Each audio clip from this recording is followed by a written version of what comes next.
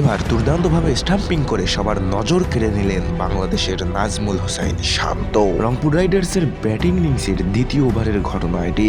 সেই সময় তানভীর ইসলামের বলে অ্যালেক্স হেলস এগিয়ে এসে শট খেলার চেষ্টা করলে বলটি মিস করে ফেলেন তিনি। আর তখনই উইকেটের পিছনে থাকা নাজমুল হোসাইন শান্ত বলটিকে হাতে নিয়ে স্টাম্পিং করে অ্যালেক্স হেলসকে আউট করে এক ইতিহাস করে দেখালেন। প্রথম কথা হচ্ছে, নাজমুল হোসাইন শান্ত প্রফেশনাল কোনো উইকেট কিপার না, কিন্তু তারপরেও তার কাছ থেকে এই রকম অসাধারণ স্টাম্পিং কল্পনাই করা যায় না, কিন্তু সেটাকেও তিনি সম্ভব করে দেখালেন। ইয়েস, এটাই নাজমুল হোসাইন শান্ত।